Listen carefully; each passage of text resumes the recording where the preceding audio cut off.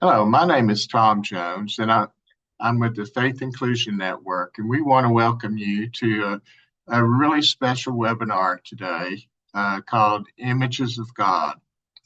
I heard this presentation at the AAIDD conference, and I was so impressed that I knew more people needed to hear these voices and hear about the project.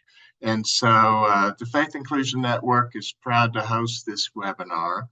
And I want to also thank some of our network partners, the AAIDD's Religion and Spirituality Network, CARIS, the Faith and Culture Network, and A Deeper Communion. Thank you for your help in getting the word out and spreading the news about this really great webinar and project that Keith Dow and others have put on. So I want to go ahead and turn this over to Sarah McKinney, who will do our introductions today. Hello, everyone. I am Sarah McKinney, the Spiritual Support Coordinator for Stonebelt ARC. We're a service provider that provides various supports for people with intellectual and developmental disabilities in the Indiana area. One of the biggest perks of my job is learning from people we support about who God is to them, how God is active in their lives, and honestly learning about God through their stories and expressions. One of my favorite things is to ask, how do you experience God in your life? Because I learn so much about that individual, but I also learn about who God is in their reply. Just one example is when I asked a young man this exact question. The young man is pretty independent, really gets out and is social and engaged in his community, very active. And so when I asked him this question, his response, I will say, so he's super independent, but at this time, when I asked him this question, he was unable to drive and did not own a car. So he was limited to others being able to drive him, being available to drive him. So when I asked him this question, his response was the question being, I'll clarify, the question being, how do you experience God in your life? His response was that he experiences God when others are kind, when others learn about what he likes to do, and then invites him to go do those things he enjoys doing. When others give him a ride to church because they know he can't get there on his own, etc. So notice he didn't say anything about worship or maybe those other expected answers. He identified examples of kindness, empathy, compassion, access, partnership, connection, and more. This is the theology in the world, theology in action. In other words, this is God in the world, God in action. Keith's work with the Images of God project is doing just that, exploring how people see, feel, and experience God in their lives. Specifically, exploring this with people with intellectual developmental disabilities. A person doesn't need fancy theological language to explore who God is and do theology. So let's get started. I'd like to first introduce you to the guy leading this insightful project, Dr. Keith Dow. Dr. Dow is a pastor and theologian serving with Charis Disability Services on their organizational and spiritual life team, where he supports teams and people with intellectual and developmental disabilities. His writing and academic work centers on belonging, theological anthropology, and disability. He leads the Images of God project and collaborates with churches, networks, and academic partners. He also serves as the chair of the Religion and Spirituality Special Interest Network of the American Association on Intellectual and Developmental Disabilities. Next, I'd like to introduce you to Lorie Downey, who lives in Kingston, Ontario. Lorie would like people to know that she is sweet, kind, gentle soul. She feels that she can be trusted and honest and reliable. Lorie is independent and really enjoys going to Tim Hortons to get their daily coffee. She attends Bible study and church as well as sporting events and especially enjoys watching wrestling. Lorie Verchez, who lives in Hamilton, Ontario. He is fun and upbeat and loves adventure. He has had a year of trial, but is still facing things head on and enjoying life. Thank you, three, for leading us today and exploring images of God through the lens of disability. Dr. Dow, please start us off and tell us a little bit more about this project. Awesome. Thank you, Sarah, and thank you all for being here. It's really fun to see where people are coming from and kind of what draws you to this. So I do encourage you to keep the chat going when it comes to sharing insights or connections with people. And I hope this conversation will continue long after the webinar as well. I'm more than happy to connect with anyone. I'm also so pleased to kind of share this presentation with Lorie and Raee. So thank you each for being here, and I look forward to welcoming your insights a little bit later as well. So I'm going to share my screen here, and we'll get started. All right, hopefully you can all see that now. So the title is Images of God Through the Lens of Disability, and I just have a few of the supporters of the project itself up there. I want to talk a little bit about how this came to be and maybe why it came to be in the way that it is. So a couple of years ago, I came across this call for applicants for psychology cross training for theologians.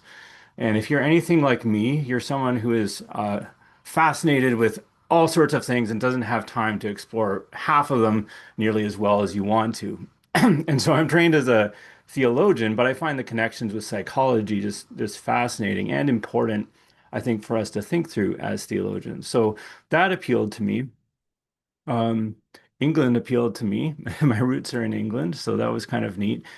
But this focus of the fellowship was really fascinating. It says how humans conceive of and think about divine realities. And so that was together with the John Templeton Foundation. They were putting out this call for fellows. And many of you, I see your names here, have worked for a long time in the field of intellectual and developmental disability, or in the field of theology, or in the field of research. And you know that often certain kinds of humans are excluded from different approaches and different questions. And so what really intrigued me about this was I wonder how they're going to go about including a range of the ways that people think and process the world behind that question, how humans conceive of and think about divine realities. And so I submitted my proposal, basically challenging them on that question. And I was delighted that they took me up on that and said, you know what? Often research, often theology excludes people with intellectual and developmental disabilities, often also unintentionally, maybe through the research methodologies or the questions that are being asked, or just an inability to maybe accommodate different folks. And we know this is historically true as well. Couple of quotes. So from John Swindon, the spirituality of people with intellectual disabilities is under-researched and frequently misunderstood. Stephen Glicksman says there's very little published research on the spiritual life of people with intellectual disability themselves. So both these quotes come from 2011 or earlier. There is thankfully increasing work being done on this, and so I'm delighted to be a part of that in terms of hoping to highlight and celebrate the voices of people with intellectual and developmental disabilities and their stories. Another reason why this was important to me is I had written this book, Formed Together, Mystery, Narrative, and Virtue in Christian Caregiving, back in 2021. I'll share a quote from that work. The accounts and stories we give of one another are remarkably limited and deeply entwined with our own story and qualified understanding. Our narratives about ourselves and others are always partially opaque and in flux. In other words, stories are complicated. Our narratives, what we say about ourselves, are complicated. In this book, I wrestle through what it means to work alongside people with intellectual and developmental disabilities. And I give an account, I give a kind of witness of what that's looked like in my life.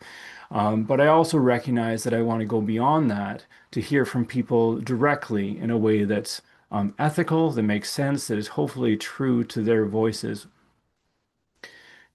Everybody's theology and everybody's story matters.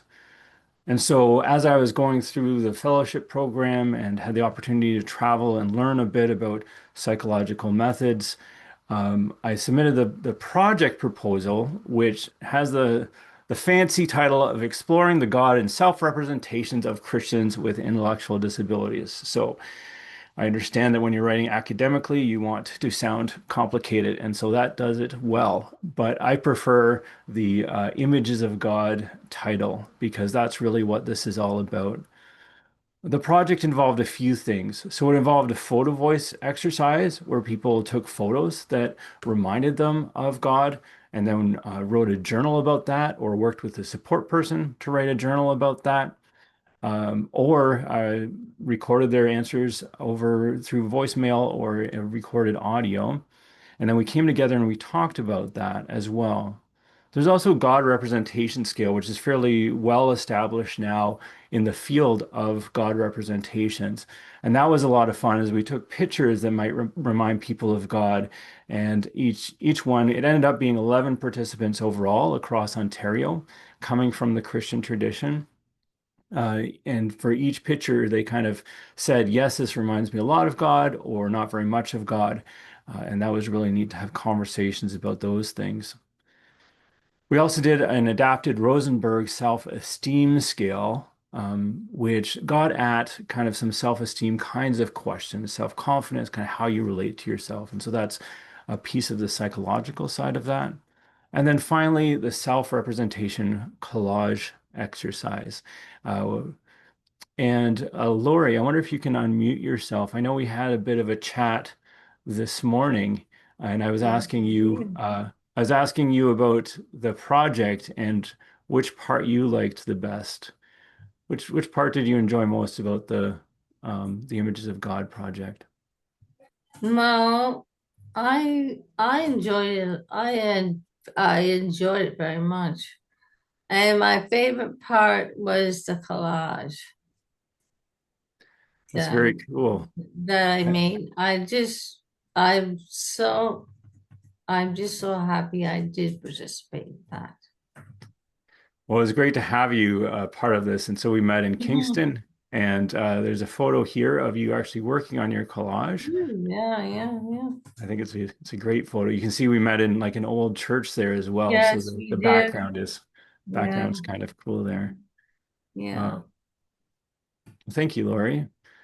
And then Welcome. we had a chance to meet together after the project was completed, and Martin Luther University College in Waterloo, Ontario, hosted an art display of everyone's collages and then a combination of photos and the perspectives of people on their photos, whether that was from their written journal or from the conversations that we have. And so here on the right, there is Lorie's collage above with kind of a cutout silhouette of her head.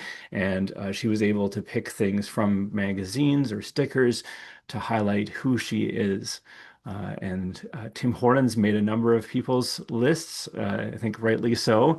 And we see a cross and butterfly and other kinds of things like that. And so that was an art display that was up at Martin Luther University College for a number of months and then has been traveling around to different places. But it was so fun. I know Raee was there as well, to get together and actually have a chance to celebrate, a chance to be together and say, yeah, this is good work that people have done, and these are important insights that people have shared. You might be, you might be wondering kind of why art, and I'm sharing a photo here or a picture of artwork by Tim Rossiter, who is a Keras-based artist, one of my favorites. I've got a few of his works, field of poppies. So it was important to me to find different ways to engage with people that weren't just kind of ticking off questions on a survey or submitting a form online, but engage with the creative side of who we are as well. And Tracy Demons has done some good work on this, trying to understand what is the role of spirituality and the arts together. And she says words are merely one form of expression or one form of being. The arts, however, represent a multitudinous variety of options for engaging in encounter. And I do love that phrase, multitudinous variety. It might be a little redundant, but it's pretty exciting. And and she also describes that art is like a kind of speech bridge for us, that we can express ourselves through art in ways that we might not be able to otherwise, for instance, through the written word. And so, Ray, you were an artist before joining this project as well. I know a lot of folks came to this project and then got to explore that through photos and collage. But you were an artist before, and this was an opportunity to kind of connect the dots between art and your faith. Do you want to tell us a little bit about that? What was that like for you? So first, like I would do mixed media art. So I would do a in the center of a canvas, I would have concrete and it would be of a stencil of like flowers. And then I'd have um dark blue to light blue, and then the second one would have light blue to dark blue, and then it would have different textures. So I had um, mosaic tiles as the background, and so you could feel the concrete as well as you could feel the tiles, and Hmm. it could be an image by itself or it could be an image together. That's very cool. And then you came to this project and you did took photos and you did the collage as well. What was that process like for you, kind of taking the photos and reflecting on them? It was awesome. I really like doing the photo part because it's so different than doing regular art. What you take on a camera isn't exactly what you see in real life. Um, and I can give a quick example. I just thought of this literally today. Hmm. One of the pictures I took wasn't quite the picture that I wanted because I saw the moon and trees, but it looked like a bird in the picture, but it was actually the moon. Hmm. So that's kind of an interesting thing. I also find it genuine and wanted it to be how I saw it, and it was hard to get the right photo. It I had two photos and had to choose the option how I saw God, and it changes. God is always there, and He never changes, even though the photos change. And I realized that I about a year ago, I actually did the photos. I went on a car ride about 2 weeks ago, and it wasn't quite that place, but we were on a Hmm. windy road and stuff. And I was like, holy cow, like I did images of God like almost a year ago. So I just found that fascinating as well. Yeah, you reminded me of that when we spoke last, and that was a realization. Yeah, it was a year ago that we met, and I had the opportunity to learn from you all, and then just how exciting it's been over the past year to be able to share that with other people.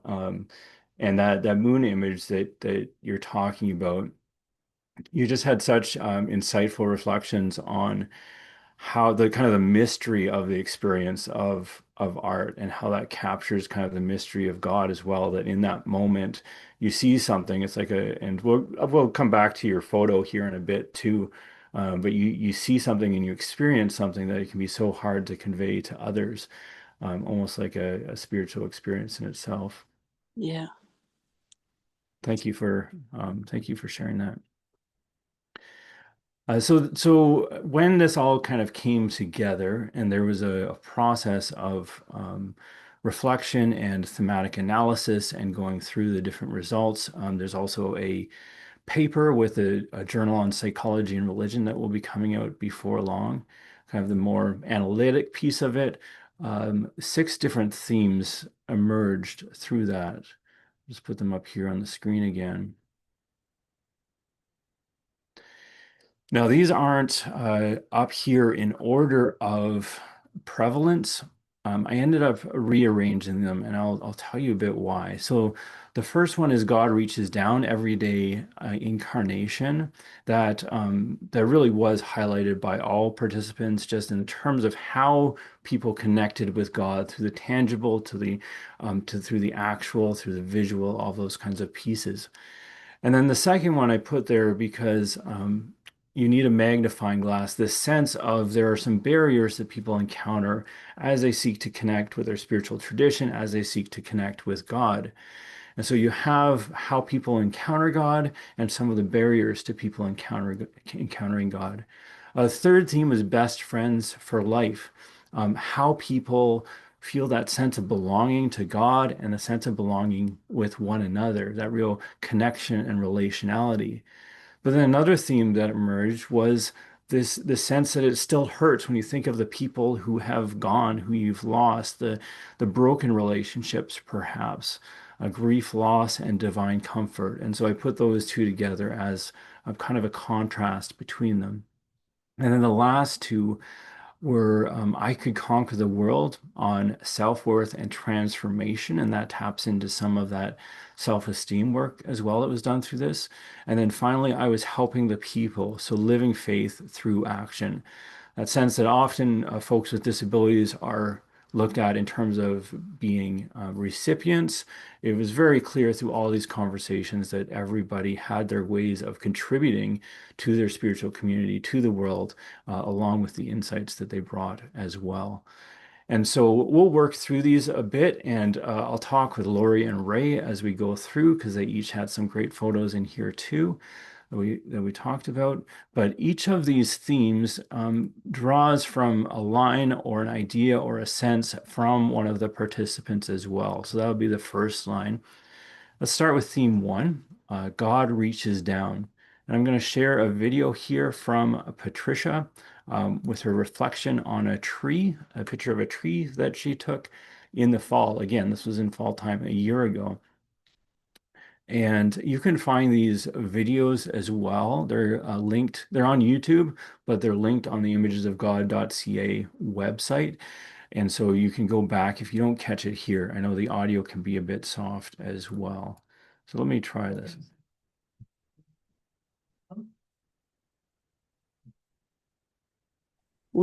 I can't hear at all.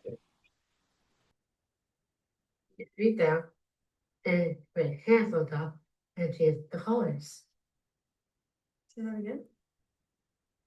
I'll have to hold his hand and you will lift his hand on top of the tree and just the colors. You reach down and green they do different colors. The fall time. Right. Yeah. So you see God kind of actively changing. See him different. Right. Right. Yeah. So he's in heaven and reaches down and changes The colors of the colors. trees. Yeah. That's neat.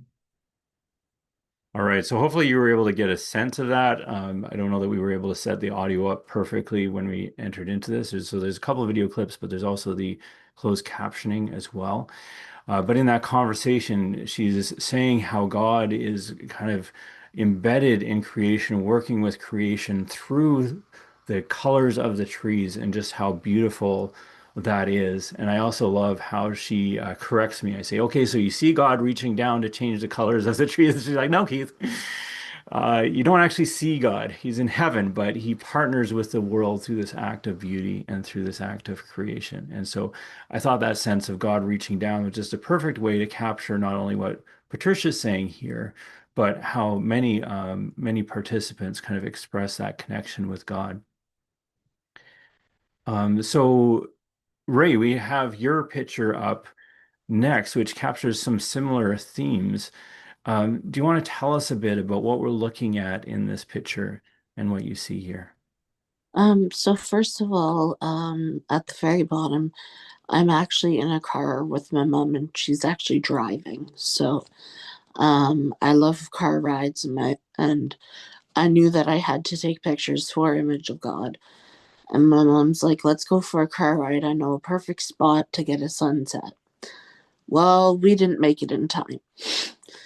So I was like, I really like this spot. Like, I like the sky. I like the fall leaves. Like, I'm going to take a picture here.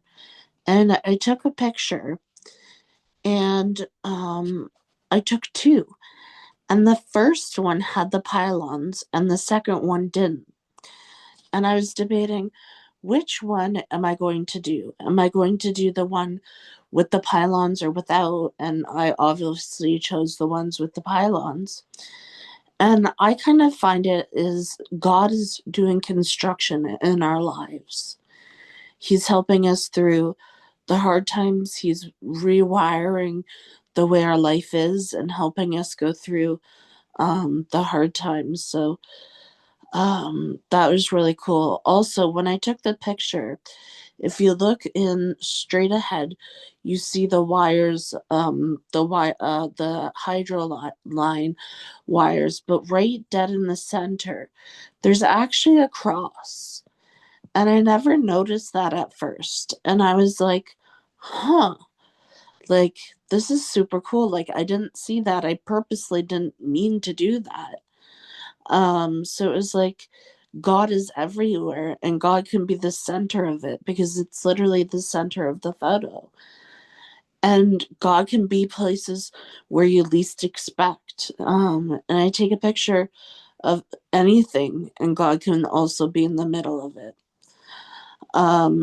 In the far left hand corner, it's a little bit of a small picture, but you can see a house.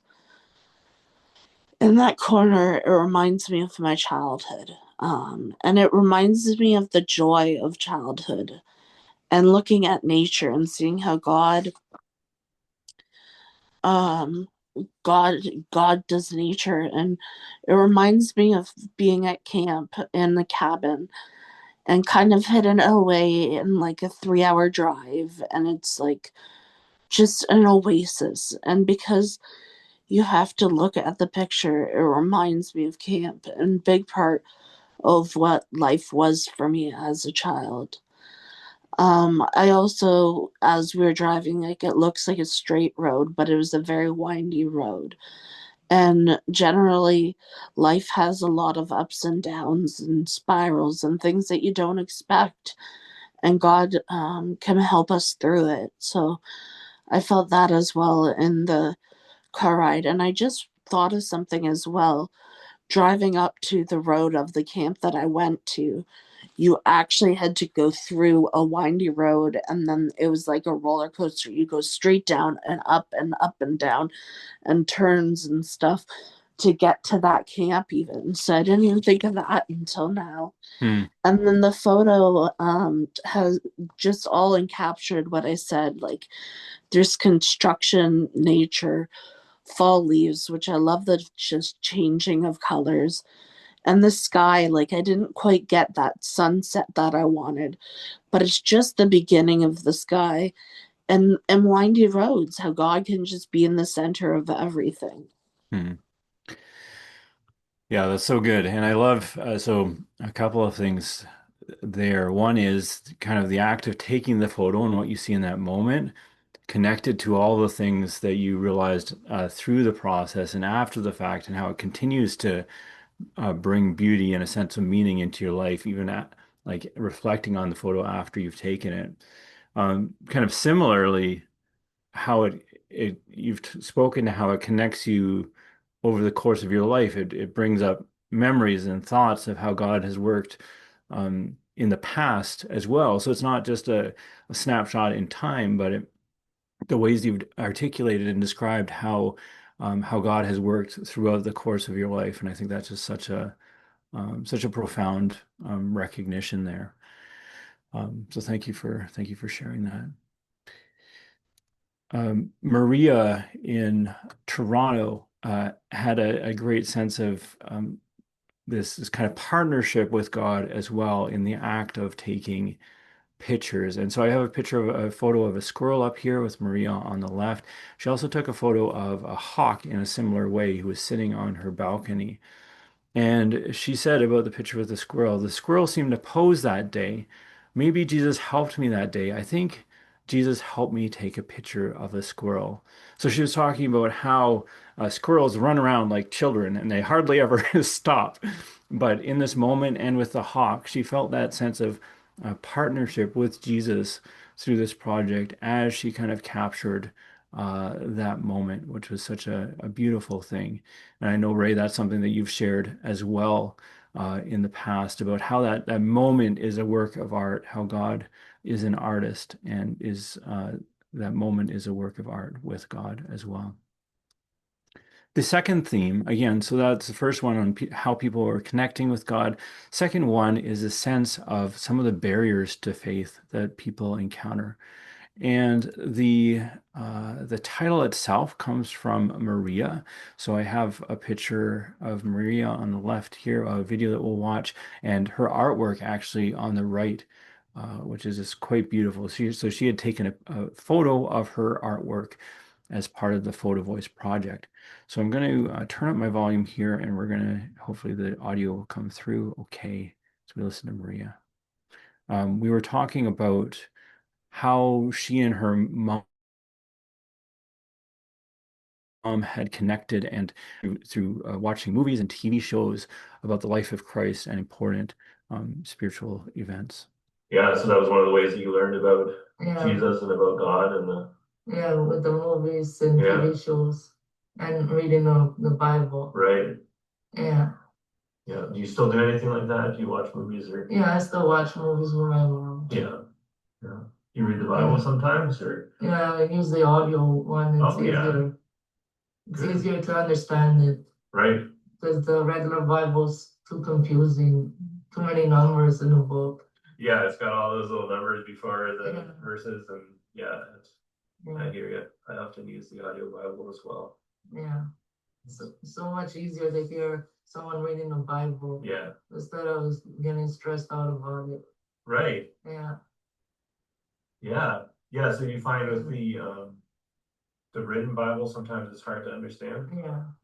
So you mentioned the numbers make it hard. Is there anything else about it that makes it hard? The writing's so small. Yeah.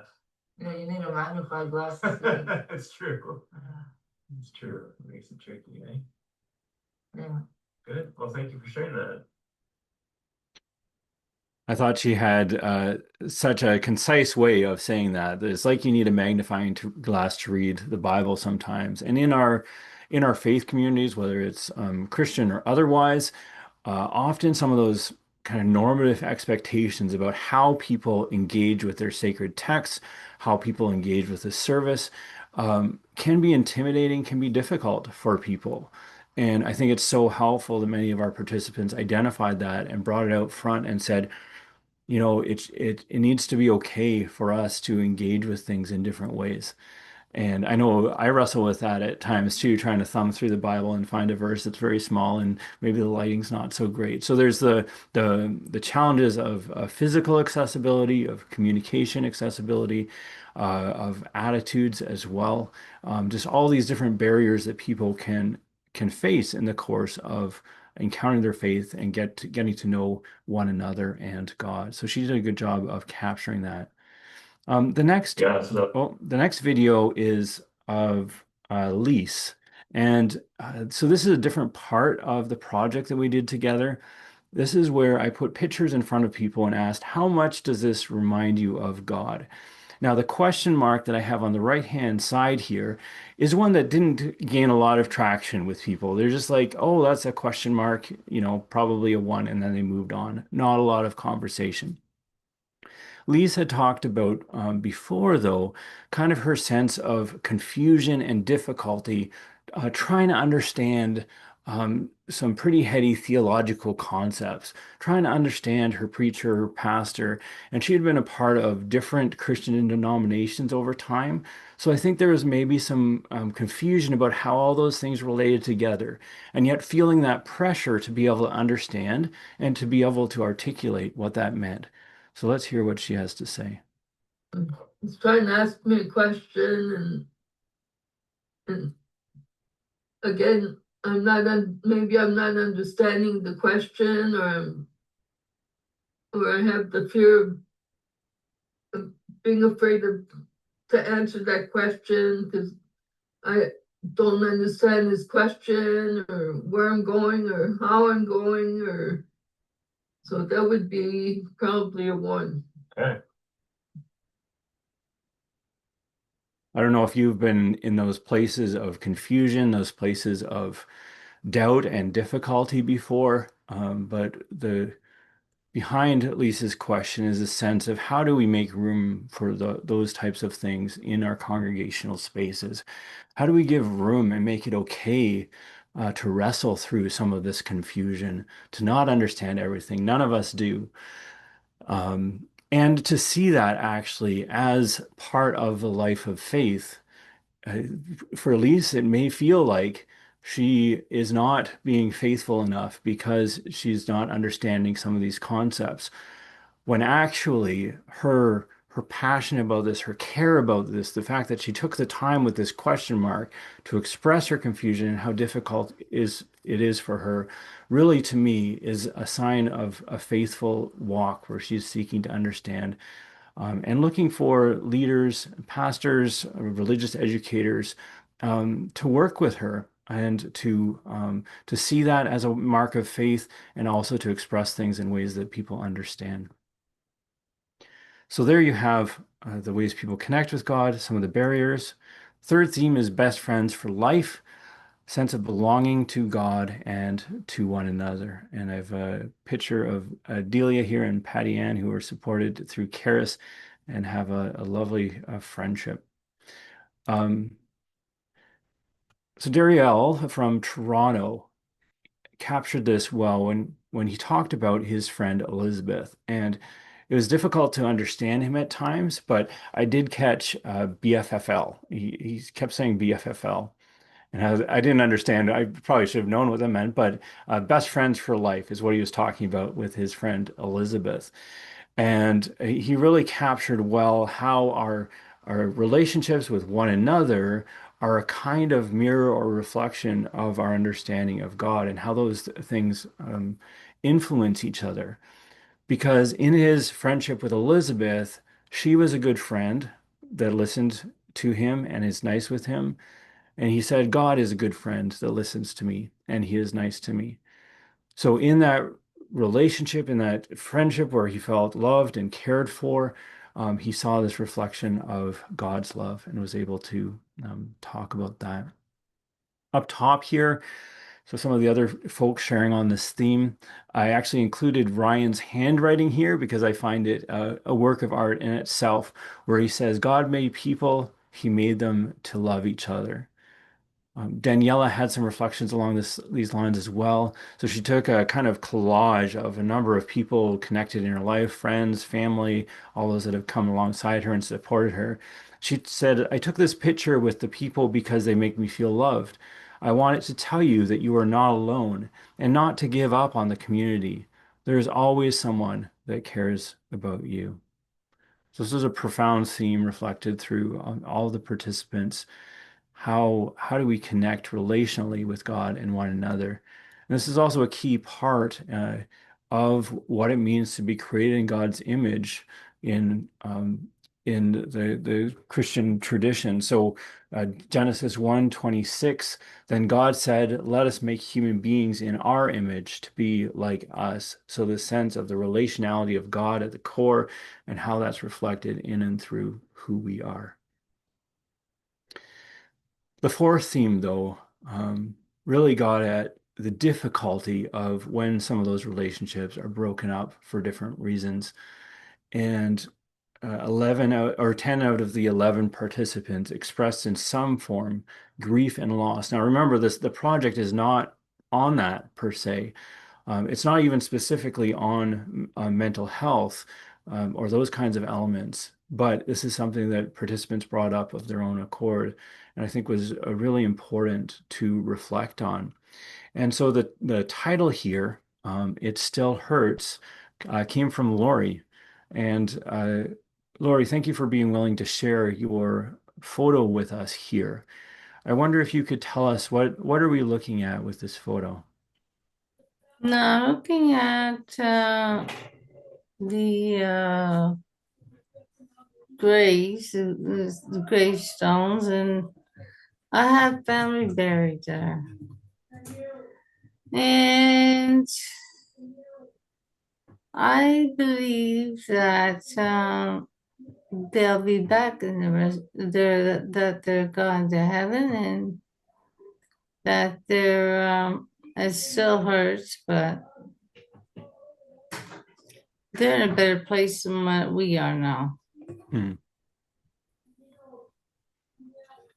Yeah, thank you for sharing that. And I thought it was important for you to take that picture and to be able Yeah. to share that with people. Mhm. And as well, the way that you put that is so helpful for as I mentioned, like a lot of the participants, a lot of us here on this webinar today are going through our own kinds of grief and loss. Mhm.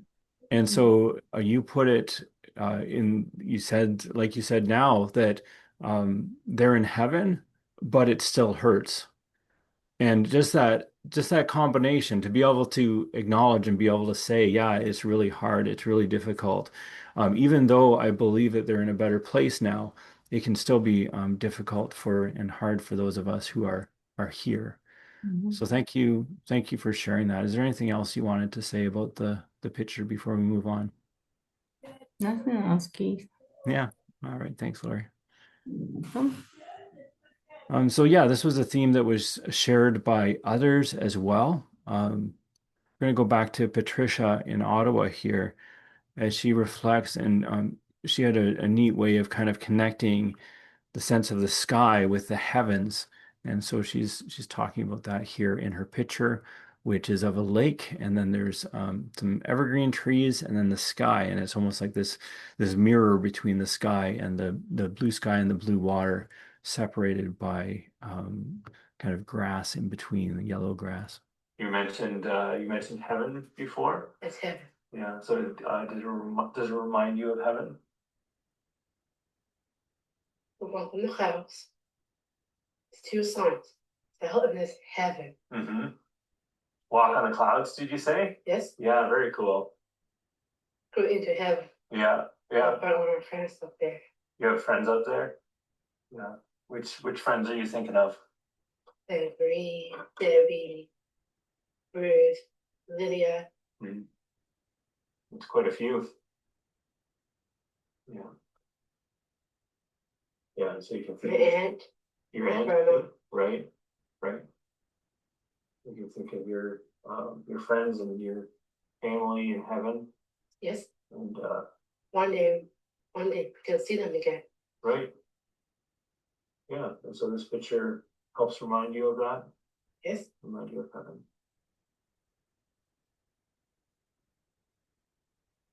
And so I thought she did such a great job of capturing kind of this core Christian theology, but in a way that resonates deeply with her in the lives of those who she's loved and has lost, and in that moment of capturing this picture of the heavens and imagining walking on the clouds with folks. So there you have kind of the connection with people and with God, and then the disconnection, the difficult aspects of that. The fifth theme is I could conquer the world, and so we're kind of changing gears here. So the sense of self-worth and transformation that people experience here. And so I've got a photo of Daniela when she was younger, and she's wearing a full kind of white dress and smiling. She's wearing glasses. She thought about her first communion and said, even though I have seizures, I felt like I could conquer the world. In her photo voice journal, she said, "My first communion is one of the most important days of my life. It is a celebration to celebrate because I was giving God my heart and my life. I felt like I could take on the world and felt like I was a princess." And so she had expressed kind of the difficulty of walking through life with seizures, not knowing how they were going to impact her daily existence, often being told that she couldn't do things. And so having a picture like that, so she took a picture of her photo, uh, reminded her of those times that God was powerfully evident in her life, that she could go back to that as a kind of milestone and say, no, remember that feeling. Remember that time that I felt God's presence, felt like I could conquer the world, that I was a God's princess. And then that inspires her in an ongoing way as well as that kind of milestone. And so we saw these different intersections with people in terms of their own mental health, their own well-being, and their own transformation, spiritually speaking, as well. Let's go to a different part of the interview where I'm going to put Darielle up here.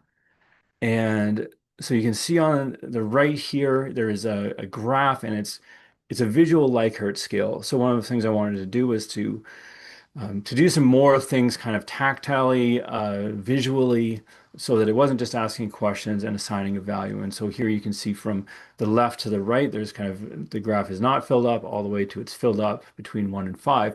And so the Rosenberg self-esteem scale, I would say, kind of how much do you think this? And for this example, it's I like myself. How much do you think, or how often do you think I like myself? And participants would put down the card between 1 and 5 to kind of indicate. And here's Dariel. So what about this? I don't like myself. How often do you think that? And so he's throwing that down on the 5. Like he can't get it there fast enough. And that was totally Dariel throughout the interview. He talked about being a beautiful man. He talked about how good he was at different things, how excited he was about making lasagna for people, and just kind of exuded this sense of confidence. Um, and then Lorie had, I think, a really helpful response to this. And I think it's important for us to think through together. And so, Lorie, if you want to go ahead and unmute yourself, do you remember kind of working through this question? And I asked you, how often do you think I like myself? What was your answer there? I think I said that it was. I do like myself, but I like other people too. Yeah. Yeah, I thought it was a really helpful answer because Oh, you said, I actually don't, so because the question is around how much do you think this, right? How much do you think I like myself? And you said, I actually prefer to think of other people. yeah. And so you ended up putting the answer on the 1, which was different from a lot of people. Um, but you had this phrase, and I think it might have been in your bio as well, where you said, "I'm a sweet, kind, gentle soul," and and I think of other people, right? And I think that's very true of you, that you're always looking out for other people. You're always thinking of other people more than yourself. And and why I think that's helpful. I actually brought this up. I was doing a similar workshop in Birmingham, and it was at a Psychology of Religion conference. And so I mentioned you to them because I said, this is why you need to have the qualitative, you need to have the conversation together with the statistics, okay, with the number, because technically that's a number 1, right? Technically that's pretty low down. But the way you expressed it, the way you talked about it, actually showed a lot of self-confidence. You were expressing the Christian virtue of humility. And so when researchers are researching this kind of thing, if they're just looking at the numbers, they're not going to get a sense of that. But if they're able to have a conversation, then they understand better what's going on. And then if they're able to involve kind of theologians or pastors or others who understand the tradition, then your answer makes excellent sense. It's in some ways it's the perfect answer, Lorie. So not that there's a right or wrong answer, but it's such a helpful answer that thank you for sharing that with us. You're very welcome. So again, that kind of expresses the self-worth and transformation of folks through their spiritual journey. A couple of other quick examples here, and then we need to be moving on. So Frank had a necklace, and he had little sayings on it, like "resist the devil," which makes him think of God when he's being mean to friends or thinking bad things. Reading this makes him think of God and reminds him to be positive. Or folks like Michelle who said, I feel like I am a good person. I like myself. That was also expressed through theme 6, which is I was helping the people living faith through action and service. So I'm putting up a picture of Michelle here on the left. She is putting one hand over top of the other. And in this photo, she is talking about making empanadas. She makes empanadas and she sells them at her church because she has family in Ecuador and she's been there and she sees how animals are often treated. And so she wants to start a shelter, a support system for animals in Ecuador and the people who love them. And so she's written a little book about it, and she makes empanadas and sells them. And she says, I was helping the people because of people, helping them see what Michelle and Jesus get together, helping the people around the world. And I can't capture it quite as well as the video does, so I do encourage you to go online and check that out. But this is a kind of theme that was reflected throughout people's participation in their communities, which is such an excellent thing.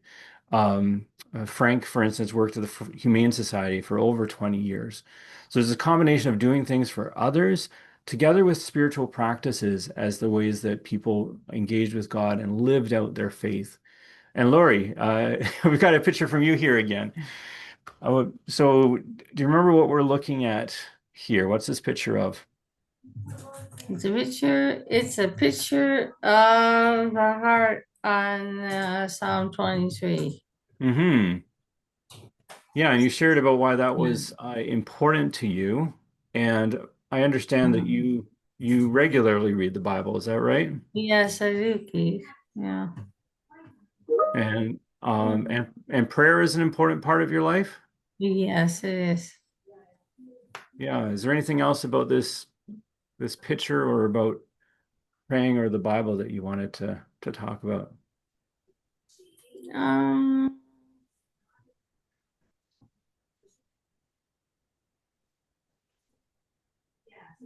Nothing else.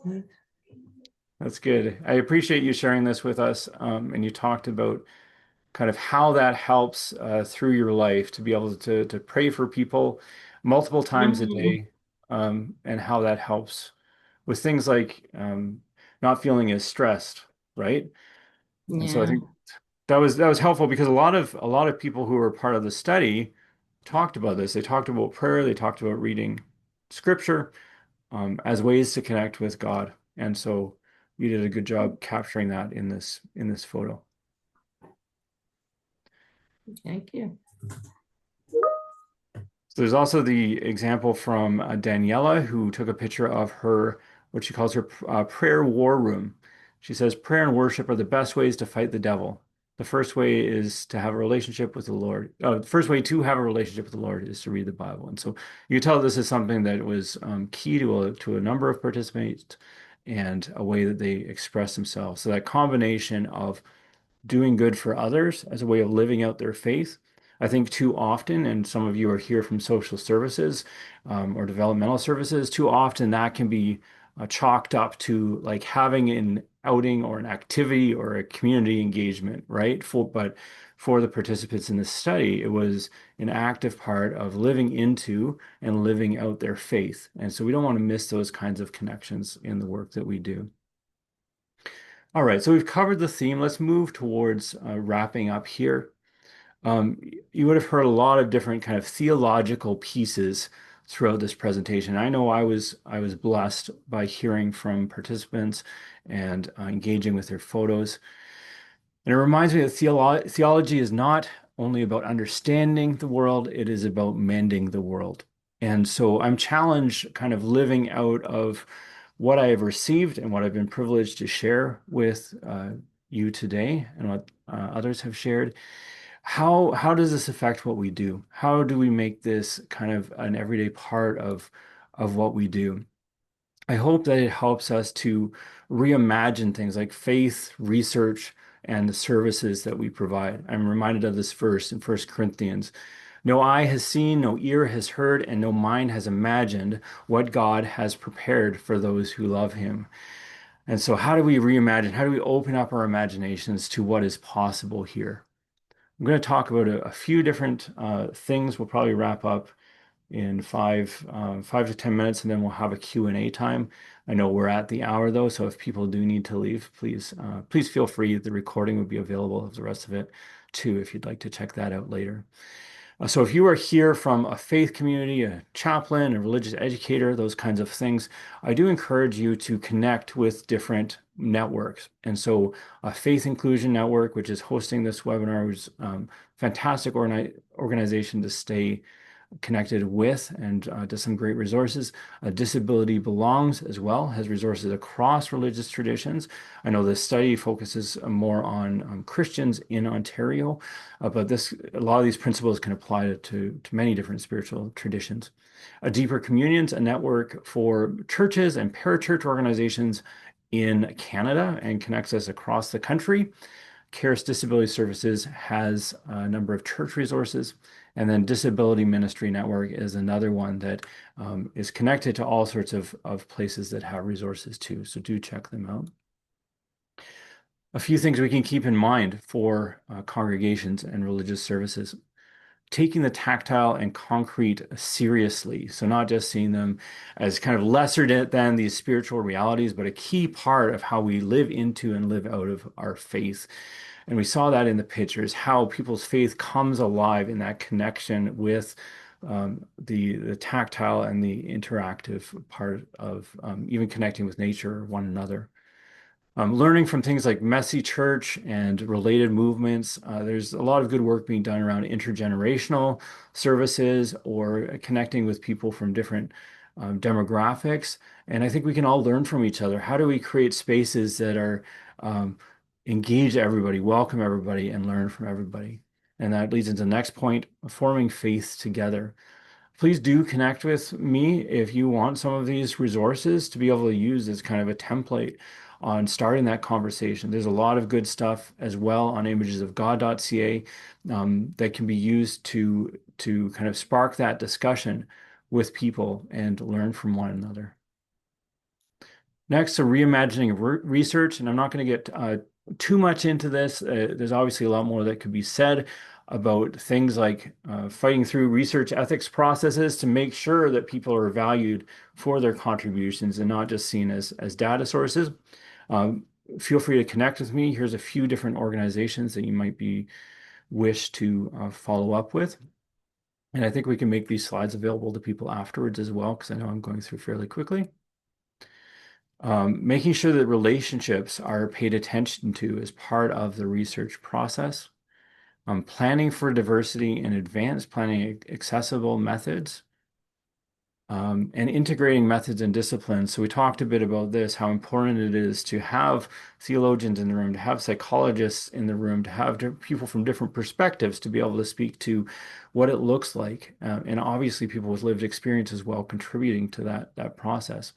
And that's a piece of this staying flexible and staying connected as well. So learning from participatory networks, communities of practice, AAIDD as well has done a lot of good work around this, but responding to people's needs. So it was actually Ray that highlighted for me that we didn't have an option to contribute through voice recordings.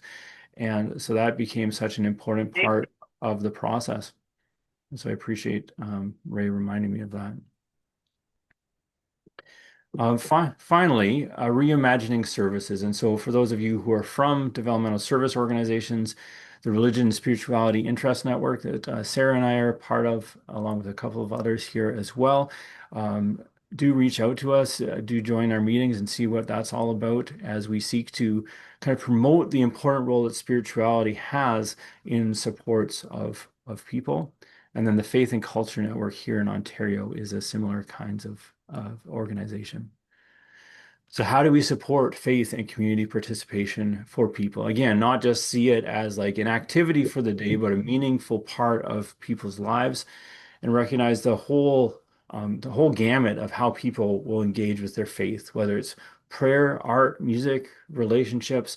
It doesn't always look a certain way. And so paying attention to that, I think, helps us understand the ways that God is at work in the world as well. Co-creating services. And this is something at Caris that we're increasingly paying attention to. How do we go about co-designing our actual approach and doing things together, which I think is so integral to meeting people where they're at and learning from one another.